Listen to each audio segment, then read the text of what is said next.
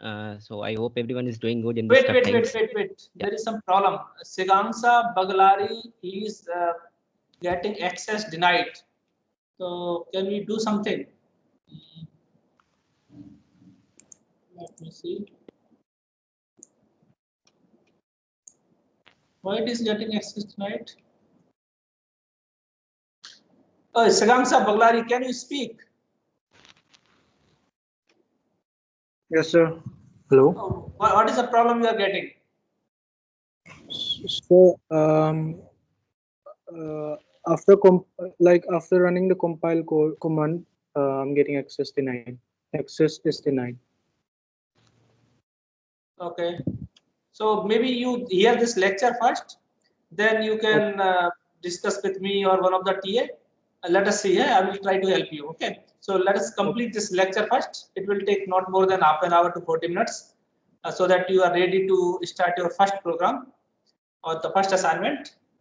Okay. Today, at the end of this lecture, you will get your first assignment. Okay. And I will upload this document as PDF on this Teams also, so that you can start. Now, first assignment you will get time till next Sunday. Okay. So before next lab, you should be able to finish this assignment. Okay. Okay. So continue now.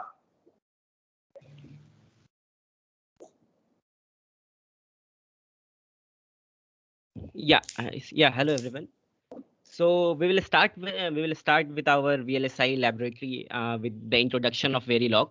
So since from the earlier world when we had started the using the VLSI circuit, so a large number of ICs as well as large number of gates transistors were used in a single circuit. So to analyze the performance and the output of those circuits, it was pretty tough to verify the output of these circuits on a breadboard. So we started using simulation-based softwares to verify what are the output of a very complex circuit. So for this, we will start with the HDL. HDL stands for the hardware description language. So we use this very specific language to program a specific piece of hardware and analyze what is the output of the given circuit. So in this, we will see that we will create different levels of abstraction in the design flows, where we will have an interconnection between these different levels of abstraction, and then we will use this effectively to design complex circuits. So there are other SDLs also available apart from this Verilog, such as System C. So as we will study further, you will get to know that how we define these different digital systems as different modules, and then how we use the connection between these different modules to describe a complex circuit. Next. Yeah, so to come up to the importance of Verilog, so this is a general purpose hardware description language, which is similar to C. So since most of you would have gone through the C programming language in your first year, so the syntax is more or less similar to C. Once you get a knack of it, it will be pretty easy to write codes over here. So the one who have the knowledge of C would be having this Verilog pretty much similar to it. So this, as discussed earlier, Verilog allows different levels of abstraction. So we can have different hardware modules simulated in terms of switches, gates, RTL, and we will also see more about behavioral codes, how we are going to write it. And so since this designing of a chip in Verilog SDL allows the widest choice of vendors, since all the fabrication vendors provides Verilog SDL libraries for post-logic synthesis. So we just need to select out the different logic simulations, and then all the different vendors could use this Verilog SDL. Next.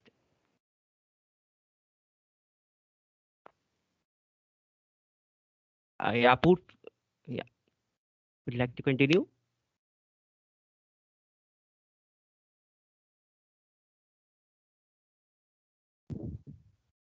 Okay. Yeah.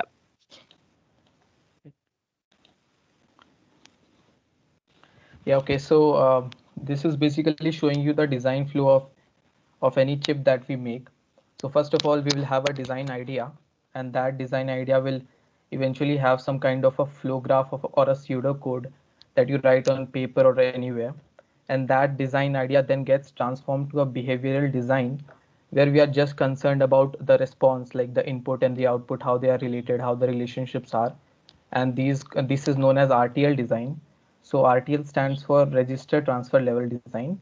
So basically you will see in your Verilog codes that you'll be assigning a lot of registers and variables and all of those things in various loops or anything. So those are basically what you are basically doing is assigning one variable to other variable, and that is why it is called register transfer level. So you're basically transferring data from one register to other registers, and then that gets transformed to a data part design, where we go to a even lower level of abstraction, because then we are considering which gates we are using, what flip-flops we are using, and such stuff. And then we even go even lower level of abstraction.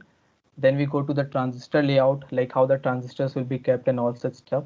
And eventually the manufacturing and the chip, the hardware, the physical chip will come into play. So as you go down this flow, you are actually going lower level of abstraction.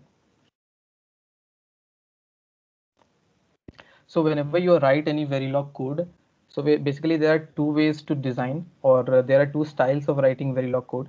One is the behavioral modeling and another one is structural modeling.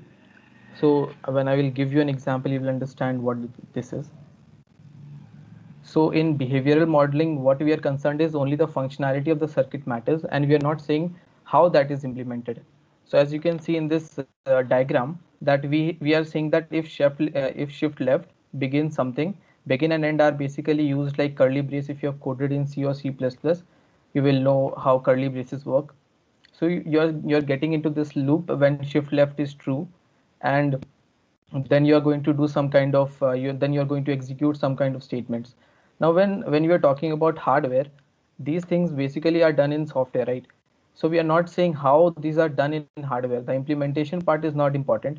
So we are only modeling the behavior here, and we are not cared about how the structure is going to be maintained and how all of these things are going to be actually implemented in hardware. So this is like we are coding it, and then the synthesis tool creates the correct logic of how the hardware will work for implementing a particular function. And what happens in structural modeling is you also specify the structure. So here we were just saying that we have to execute some statements or do something, but here we have to specify each of the components that we are going to use.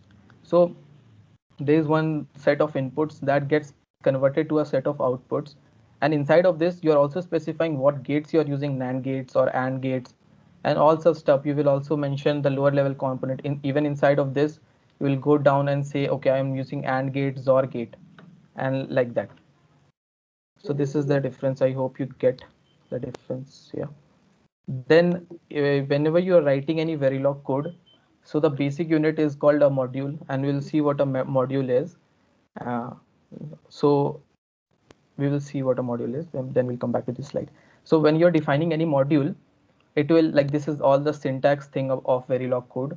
So a module will always start with the keyword module, as you can see here in this diagram. So that module is a keyword, and then you have to specify the name of the module, and then you have to inside of the bracket. Now this bracket is not necessary. You can, if there are input ports and output ports, you can specify them. If it's not there, you can leave this bracket part.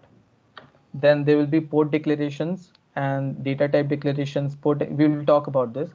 First let me go through this. So Verilog, the important thing about Verilog code is that it is case sensitive.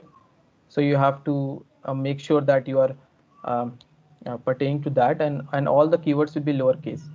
So whenever we are specifying any keyword, you should make sure that it is lowercase.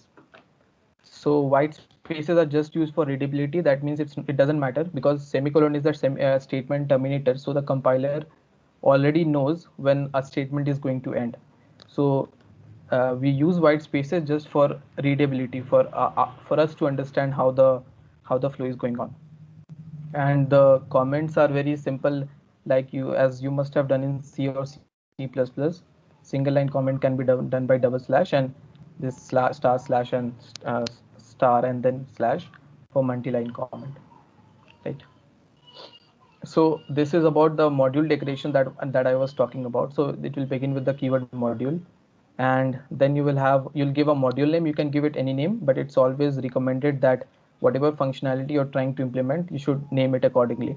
but we also have to make sure that that module name does not coincide with any of the there are keywords. Like for example, there are already inbuilt modules like and modules, small a and d, so we cannot use that module name exactly.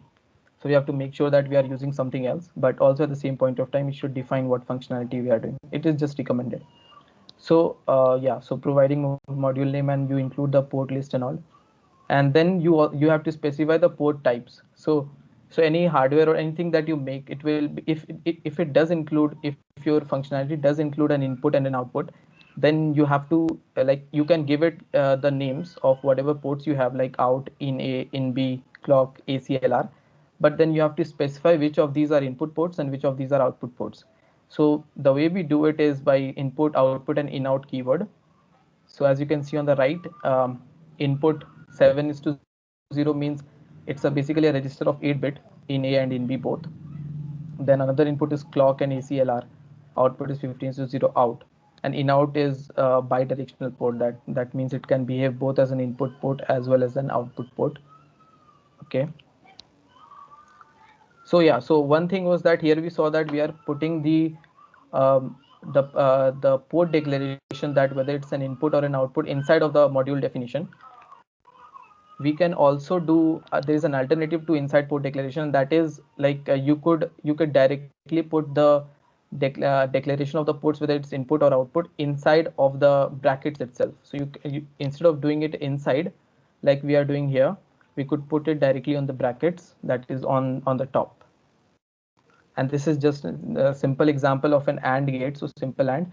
So you can see here what we are doing is uh, inside of the definition we are putting in x, y, and then output f. So we are declaring that x, y, x and y ports are input ports and f is the output port. And you see the bottom one here, we are specifying directly in the inside of the bracket itself on the top that f is the output, x is the input, and y is the input.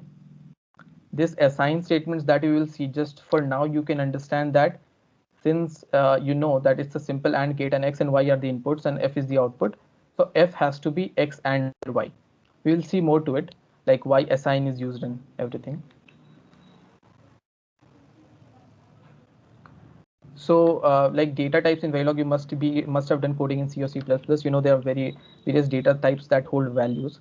So in Verilog, a variable belongs to one of the two data types, and those two are called net or register.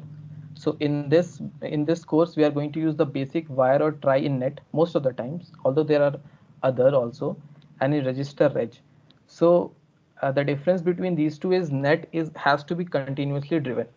That means it's mostly used in combinational circuits, because you know the outputs they depend only on the present inputs. So once you have that, you can always say that this is the input and this has to be the output. Like there is no conditions. But what happens in register retains the last value assigned to it. So basically it's a storage unit, just like variables in other languages. So when you assign something to it, that holds the value, but as soon as you assign it to a different value, that value changes. We will see when these are used. Basically registers you will use mostly when you are designing like flip-flops or something.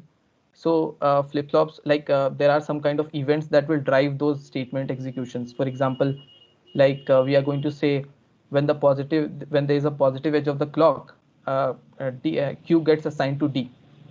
So we need to understand that this is an event which triggered this particular statement execution. But let's say that D changed while the like this event has not happened for now. Like the positive edge of the clock has not happened for now, and the D has changed, but Q won't change until and unless that positive edge of the clock happens. So basically the register is retaining that last value. So just like a variable. So yeah, so once you have created the module, then we have to instantiate it. So instantiation is basically you have defined a module, you have defined a template for a particular module. Let's say an AND gate. You say it will have an input and it will have an output. It will have two inputs and then it will have an output. And you are going to say that the output has to be the AND of both the inputs. That is, both the inputs have to be one for the output to be one. So now once you have created that template, when you're going to use it in your circuit, when you're going to design your circuit, then you need to make sure that you instantiate. Instantiating means getting an instance of that template. So when you instantiate, basically what you're creating, you can think of it like you have kept a piece of hardware, and then you're going to define various things on it. And again, if you instantiate it again, then you create another template of it. So when you are instantiating the module, then there are two ways to define the port connections, right? So there are two ways. One is the ordered list, another was by name. So what happens is, suppose there is a module that is a half adder, and we are instantiating it U1, right? And it will have C1, S1, A, and B as its port. But what is happening here is that we are not specifying which ports it's connected to. We know that C1, S1, A, and B are the ports of half adder, but where is it connected to our circuit? So if we are specifying by an ordered list, that means we have to make sure that C1 actually corresponds to whatever port whatever port was mentioned in the half adder in the template. So C1 has to correspond to that. So this C1, S1, A, and B, this order has to be maintained when we are talking about ordered list.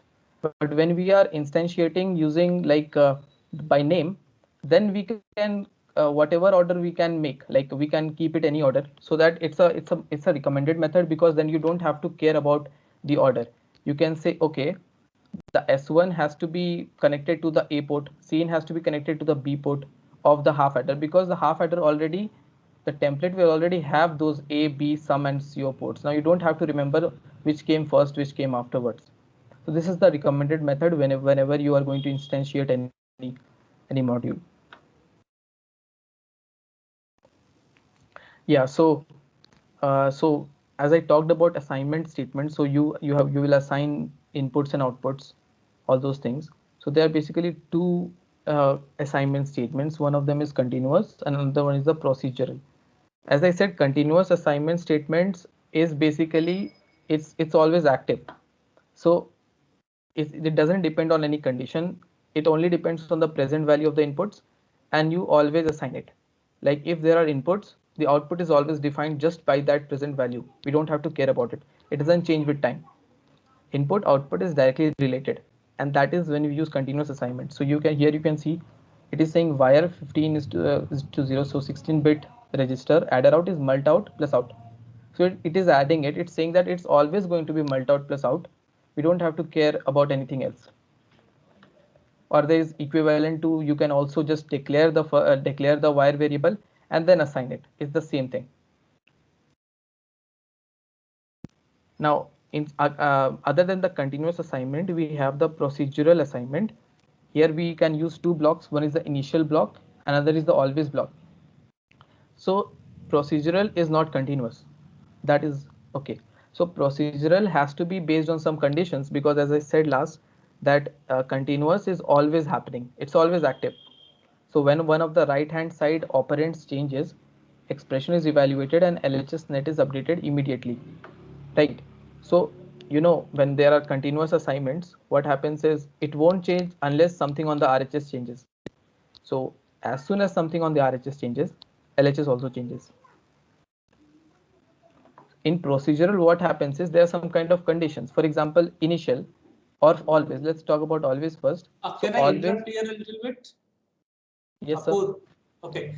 Regarding these procedural and continuous also, let's say there are two continuous assignment, right? Now, which of them will be executed first, which of them will be executed second, that is up to the simulator. So please keep this thing in mind. There may be a set of continuous assignment. They are basically computed concurrently, right?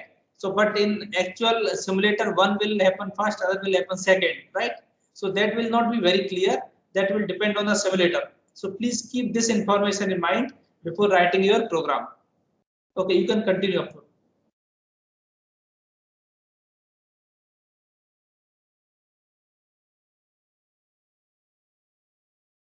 You can continue now. Put you're on mute. Who is on mute? Yeah.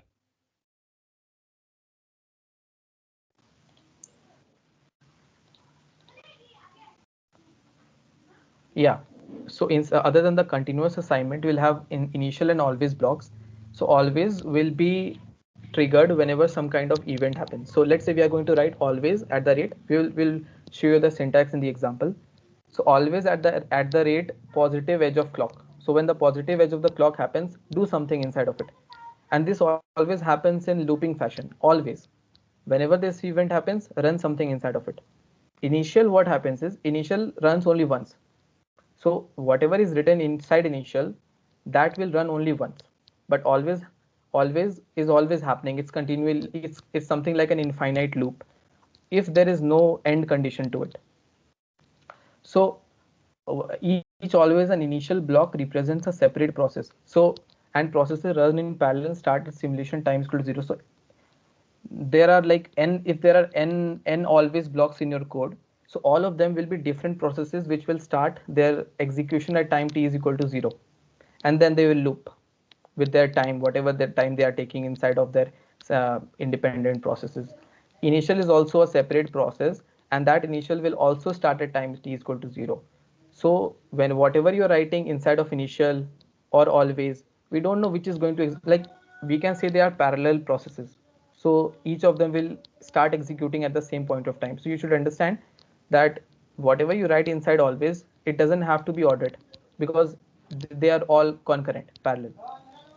But yeah, inside of a process, inside of initial or inside of the always, the statements get executed sequentially. So moving forward in time.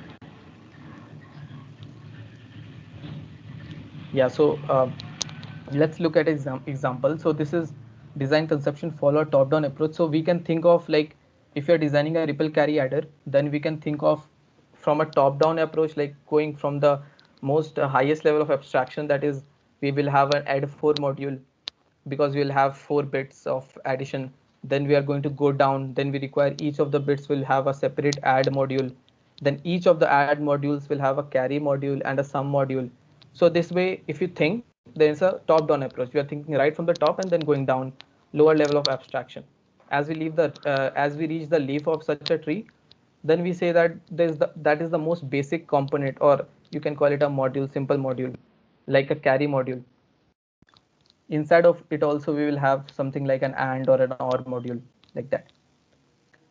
And how do we go bottom up? We are thinking first about the basic modules that we are going to require right at the leaf. So we'll require a sum module, we will require a carry module. So so this is, we will show you the difference between, as I talked about behavioral and structural. We show you the difference between them in terms of coding, how they're done. So let's say we want to create a sum module, a template for a sum. We need to find the sum bit, and also we need to find the carry. So that is the carry module. So behavioral, as I told you, behavioral only considers the relationship between input and output. It will just give you, I mean, it's an algorithmic way of defining something. We are not saying how we are going to implement it. So for example, if we have output port as S, input port as A, B, and C, Y in is carry in, we are going to say assign S, that is the output of this sum module, to the inputs. The relation is A XOR B XOR CY in, carry in. Now this is XOR, but we are writing it XOR. We are not saying how this is going to be implemented. This XOR, that will be decided when the synthesis will be done. How the gates are actually used, I'm just saying that this is going to be XOR in software.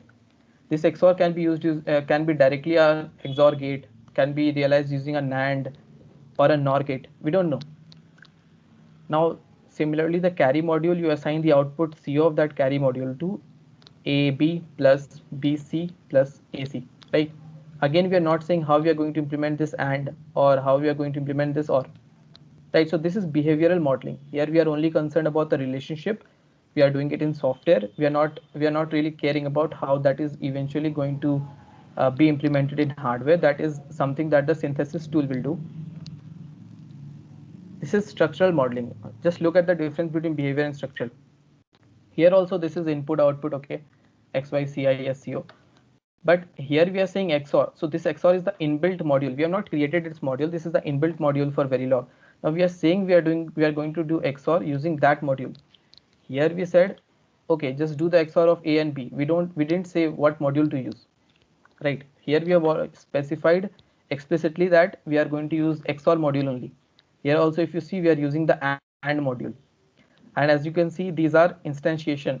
So XOR module is there. We are going to name it G1. So this is one XOR template of hardware coming into play. And there is this other G2 named hardware module coming into play. And then you're assigning all of it. So this is by ordered because we are not using named. So they have kept the order specified. So you can do it either of the ways, like ordered or named. But I hope you understand the difference between behavioral and structural. Yeah, so once we have created both the sum and the carry module, then we are going to create the full adder module. Let's say we are naming it FA, full adder. Then we have the output ports as S and C out. Input ports are ABA and CY in carry in. Then again, since we have already created those modules, sum and carry, we are just going to, since it's just a 1-bit full adder, so we are going to instantiate that sum stage 0. Stage 0 is one module, carry that stage 0 is the one instance of the sum module. Stage 1 is one instance of the carry module, and we are going to specify whatever inputs and output ports they need to be connected to give us the output. So S and C out will be the final output of this FA module, and AB and CY in are the inputs. So once we have created the design, the next thing is to verify that our design is working properly the way we intended it to. So for that, what we can do is, like, it's just like running a program written in some high level language. So you've created it and then you've compiled it, but how do we test whether it's input? Like, how do we test whether my design is working correct or not? We have written a code, let's see it works or not. For that, we are going to require a test bench, or it is called a test bench. We're just going to specify some inputs and you're going to look at the outputs and see how that, whether it is working, like whatever we designed at the top, is it working that same way or not? So basically we call it design under test. So you will have a set of stimulus for the design under test. So set of stimulus means you're going to change the inputs, and then you'll have a monitor which captures or analyzes the outputs of the DUT. Just like in C or C++, you use printf or cout for seeing what are the values. Just like that in here you're going to use monitor. There's also one more thing, that is display. We'll talk about it. So both the inputs and outputs of the DUT, that is design under test, need to be connected to the test bench. So as you can see here in this diagram, so design under test, whatever module you want to test, you're going to give it some stimulus, that is some inputs you're going to give, and then whatever outputs they are coming, then you're going to monitor those outputs. And this whole thing is called the test bench. Yeah, so there are few things that we can use for debugging or things like that. So one thing is display. In the code you could write display, and then you're going to have some format string expression. This is just like printf. So you'll have a format specifier. So these are okay, so yeah, syntax is very similar to printf, and you have to specify some format specifiers. Like if you are going to print a binary, let's say if a variable you have declared as binary, so that binary has to be represented using %b. If that is an integer, that can be represented as a %d. So you can do that. So display is just like a cout of printf statement. Whenever that is going to be executed in the program, it is just going to directly execute that and display whatever you want it to. Then there is one monitor. So this monitor function also is similar to display, but does not print immediately. So it will print the values whenever the values of some variables in the given list changes. So even if it runs one time, if the program has encountered a monitor function being called, it looks at the list. So expression 1, expression 2. Now, even if it has just encountered it for one time, it will, whenever it sees any change in any of the expressions, any of the expression will change, then it will print it. We don't have to call it again. So it's basically a monitor. We are setting it like if this expression 1 or expression 2, any of the expressions change, just print this whole, just call this a monitor, or you can say just call the display with the exact same thing inside of it. So monitor, if you write once, it will just, whenever any of the expressions will change, it will do it. It will be more clear when we see the example. There's one more $time. So whenever this $time is called, it will return the simulation timestamp. So if whenever simulation runs, then the time starts from 0, and whatever the time is there, it will return in seconds. And finish is so whenever it encounters finish, it will just terminate the program right there. Just like in main function, you must have return. So just like that. Yeah, so this is the Verilog code for full adder. It's a very behavioral code. We're not specifying anything. You can see we just created an adder. It will have input ABC, output SC out. And then we are assigning S to this A XOR B XOR C. Then assigning C out to A and B, or B and C, or A and C. And then we are ending the module. So this is the module declaration and definition, everything. Then this is the code for the test bench. So this is one part where you have declared and defined the module, what our module is. So this is an adder module. And then here we are going to specify some inputs and then look at the output. So as you can see, first we are just declaring the module as adder TB and then ending the module here at the end. Then we'll have the inputs ABC, then SC out are the outputs. What we are doing here is we are instantiating an adder module. Instance of an adder, that is UUT, and they're just calling it unit under test. You can name it anything, right? Then you are specifying to what ports each of the input ports will be connected, like input and output ports where they are connected, right? So once we have done this, so you can see that this is not inside any initial or always or anything, because this is like it will always happen, because you have used an assign statement. So this is always happening. Once you have connected it, it is always happening. Now one statement is between initial, begin and end. So as I said, begin and end, you don't have to care about it a lot. Just the thing is, whenever inside any procedural statement like initial or always, you have to put begin and end only when you have more than one statements, like in curly brace. Even if there's a single statement, you put problem. So then you are writing $monitor. As I said, monitor, you are saying time is equal to, just like printf in C. So time is equal to %d, then %b, %b, %b. So these are the format specifiers because these are bits, right? A is bit, B is bit, C is bit, S is C out is bit. But here we are using D because time is actually an integer. That's why we're using D. And then we are saying in order what are the variables or registers or wires that need to be printed here. So time A, B, C, S, and C out. Now when we are calling monitor, just been called, as I said, initial only runs once. So it has called monitor at that time, but it knows that there is time, there is A, B, C, S, and C out. So if any of these A, B, C, S, and C out changes, monitor will print it accordingly. Although you should understand that it is only called once, because it is monitoring all these values. Whenever any of those list changes, then the monitor will be called. And then what you specify are the inputs. So hash, as you can see, this hash is basically a time delay. You say that after time is t is equal to 0, do this. So after there, I think there's a semicolon, so it won't do anything. But then what you're doing is a is equal to 0, b is equal to 0, c is equal to 0. You have assigned these values to a, b, and c. And then you are writing hash 100. Then you are saying basically let's delay 100. Nothing will happen for 100 time units. Then give a is equal to 0, b is 0, and c 1. And similarly, then you give more delays, hash 100. So hash 100 is from that time in execution. When I'm writing hash 100, from this time, wait for 100 units, and then execute the next statement like this.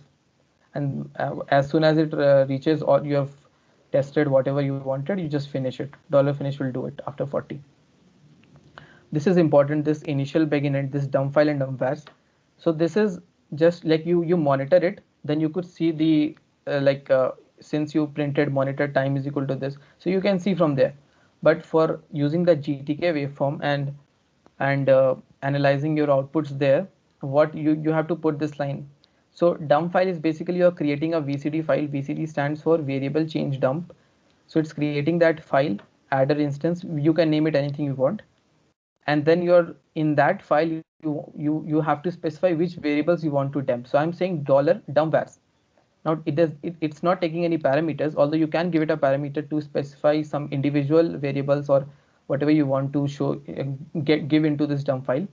But since I'm not specifying anything, that means whatever there is inside of this module, any variable that is inside of this module, I'll give it to this dump file. And then once you run this entire thing, when you are running this, then what it will say is that I have dumped, as you will see here.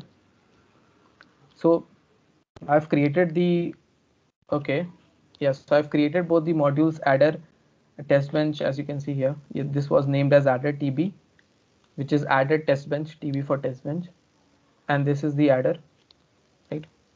So I'm compiling both of them at the same point of time, iverilog o dsn. So dsn is just the name of that executable file that I'm creating. So adder TB and adder. Once you have compiled it, then dsn is the executable file. When that runs, you see, although we, as you can see, time is then 0, then time is 100, and it's also showing a is equal to 0, b 0, whatever, c out. In this way it will run, and then it's saying that $finish called at 640, because after that time you called the finish function, so that the program ends right there. One thing to note here is this monitor, although I just called it once, this is not inside an always, so this just ran for once, but it knows I had to capture any change in it. So whenever we are changing these values, it is automatically calling that monitor first time, second time, third, and so on. Yeah, so once we have, so it's said now, so we have dumped this file, adder instance.vcd. Now, yeah, so it says that dump file adder instance.vcd opened for output. Now you can visualize it using a GTK wave viewer. So just need to call GTK wave, that is the application, and the file name or the path of it if you're not in the same directory. And that this test bench waveform of all, yeah, so this generates this test bench waveform. So this you can see, and we will show this now. We will run this now, and you can see how this one goes. Yeah, so Akib, can you just run it? So Akib will run it now.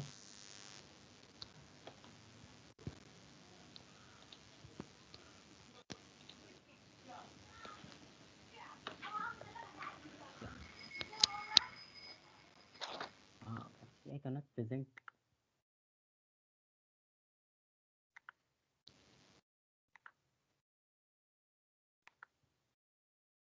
Sir, can you give me access to the presentation?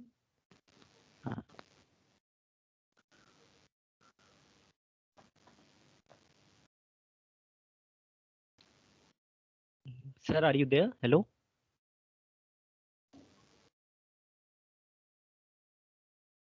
Yeah.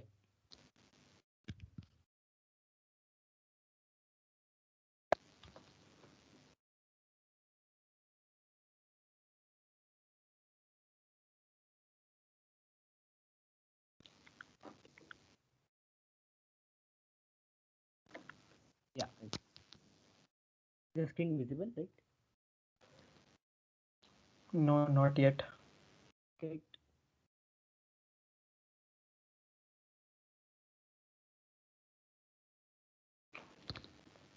Now it's visible. Now it's visible, right? Hmm. Is this visible?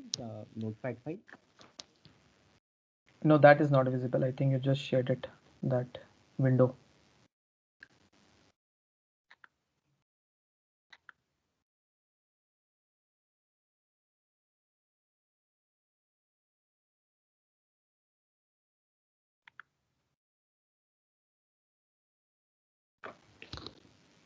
Yeah. Still not visible. How to share the whole window? Means everything in the desktop. Screen, I think screen. Is one option, screen. Screen. You are sharing the screen, so maybe you just open the particular thing that you want to show. Okay. Is it okay? Yeah, now it's okay. So, yeah. So let's begin. So as we saw that I hope all of you would have installed the iVerilog software as well as the GTK. So we create a folder dblsi, and in this Sir has showed us how to run the hello.b file. So now let's begin. I have created a simple for us to analyze an inverter. Inverter means we will give an assigned 1, and then it would just invert it and show the output as 0. So just written a simple module for this inverter. So we have taken the input as A and output as Y inverse, and I am assigning Y inverse as the negation of A. And then I have created a inverter test bench here. So in this inverter test bench, what we do is we create the instance of that inverter module as inverter instance INS, and then I use the initial statement in where I start with A equal to 0, and after 10 time units delay, I make A equal to 1, and then again after 10 time seconds delay, I make A equal to 0, and then A equal to 1 after the next time 10 seconds. And then we use this dump file and name this dump file as inverter instance.bcd. And then in this dumpware, since I am not using any parameter out here, so it will dump out all the input output ports which are there in this module. So now we will show how to run this in this. So just you can click it all over here. Type out cmd to open a command line here. And then after we need to since there are two different modules, right? As you can see, inverter.v and inverter_tv.v. So this one is the module for inverter, and this one is the test bench. So now we need to compile both these programs I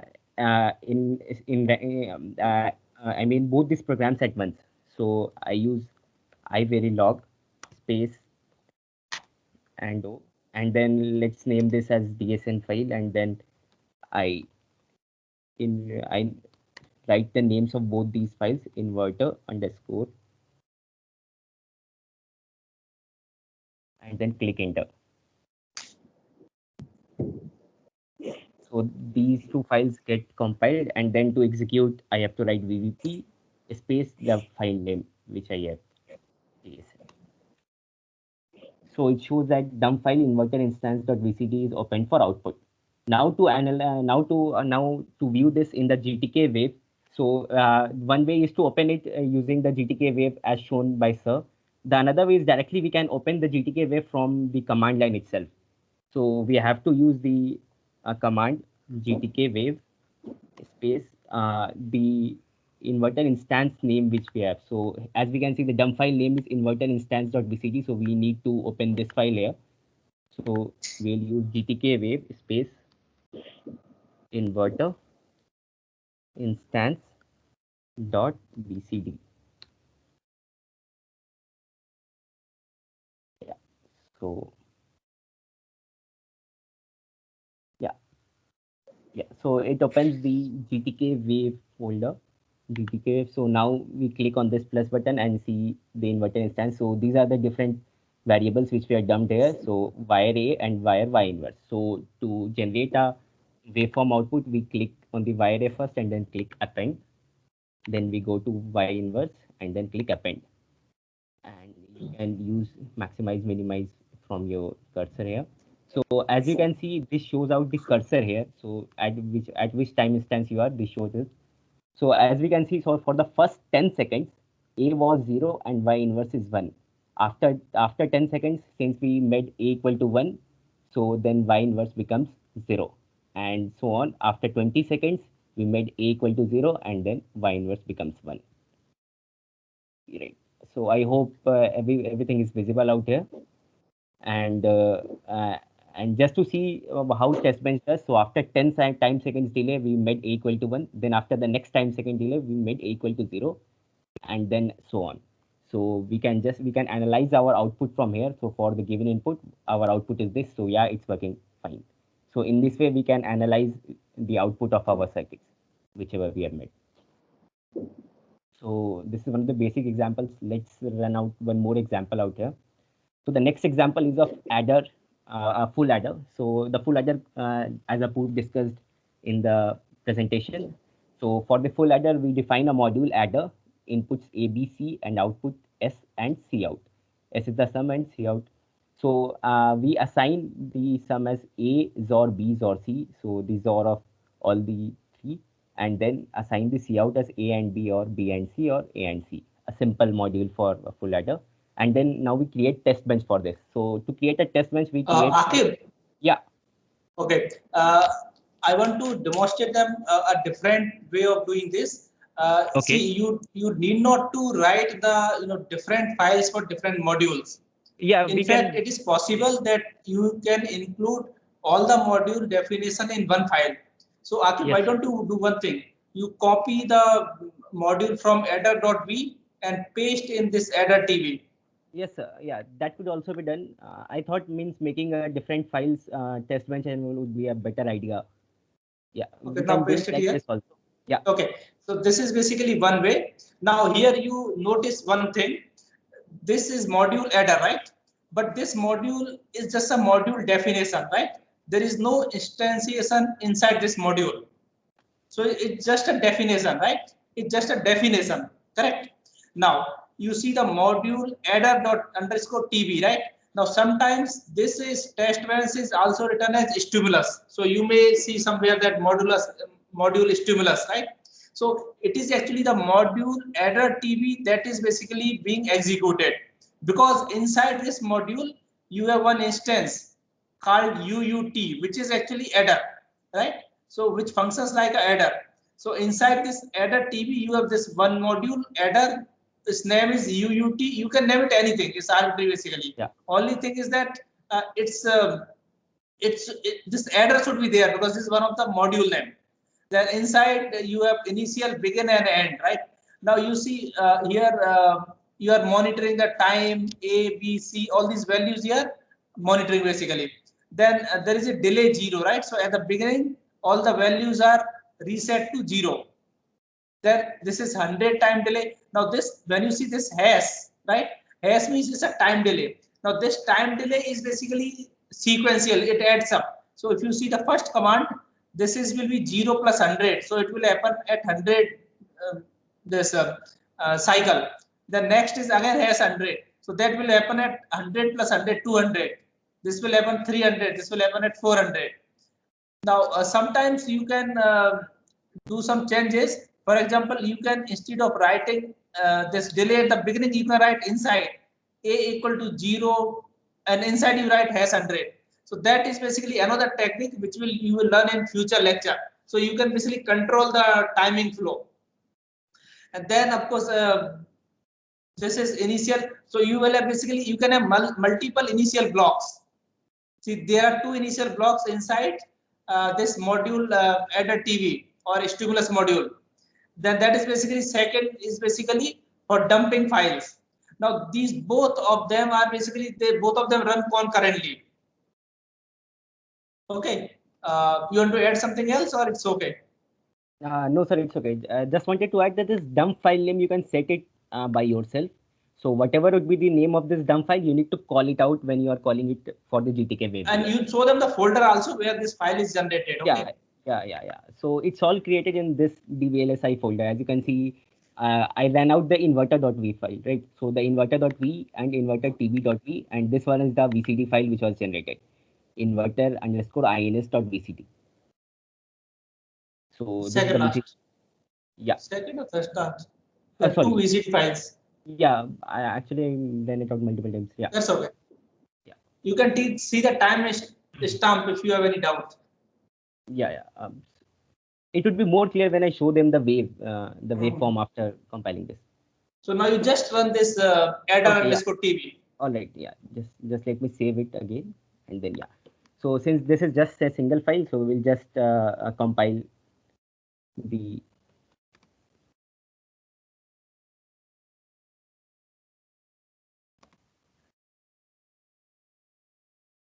So this is object file name TSN. TSN. You can name it anything, and then to execute it, VVP space TSN. So I hope we can see out since we have used monitors. So for different time instances, whenever the value of A, B, C, any of the input output changes, so it shows out that at this specific time, this is the value, and we can analyze it on the wave viewer better. So we can use GTK wave.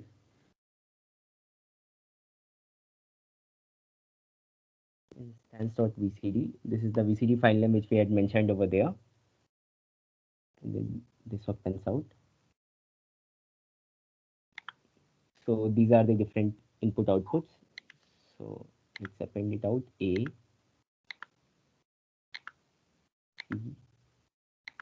S and C out.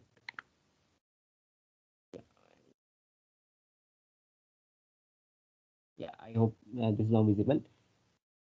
So as you see, S is basically XOR of A, B, and C. So whenever there will be even number of ones over here, the S will be equal to 1, and whenever there will be odd number of ones, it would be 0. So as we can see in this here, since C is 1, A is 0, B is 0, so odd number of ones are there. So S becomes 1. You can verify it by this.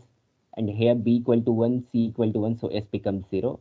Here all A, B, C are 1, so S becomes 1. So you can analyze the output of your adder over here and see it from the waveform. Sir, would you like to add something?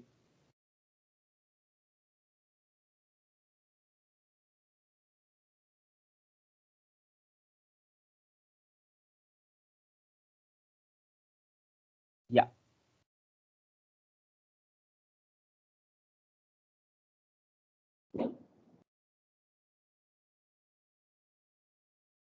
So in this way, you can analyze the output of the full adder over here. So these are the two basic examples by which I hope how to run the software and simulate basic digital circuits is clear.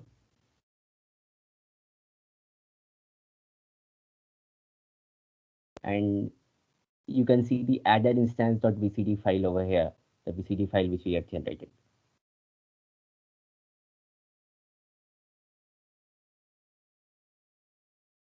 So that's it, the two examples.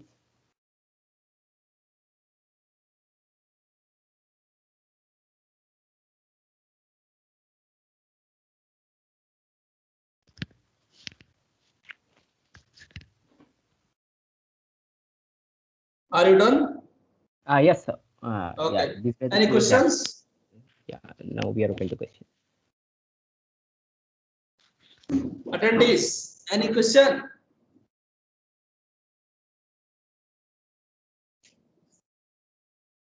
No question? Then why don't you do one thing? These examples, these two examples that are given to you, you may try in your computer right now. Then at the end there is assignment which you have to submit by coming Sunday.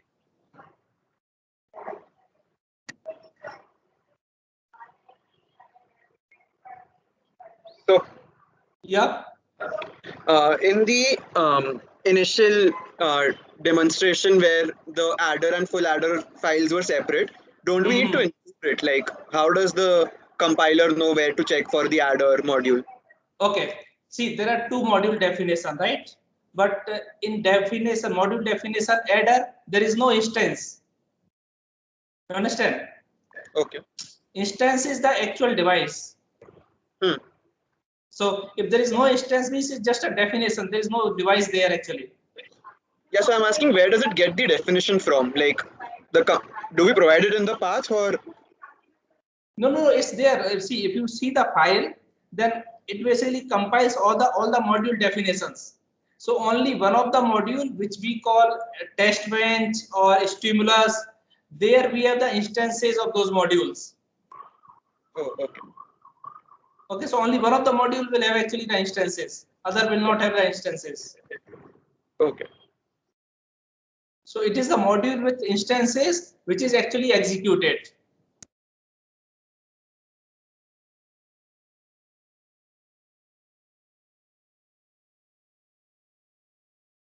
Thank you, Akib and Apur. Very nice presentation. Thank you, sir. Thank you, sir. Thank you. And who is the second one? Are they here?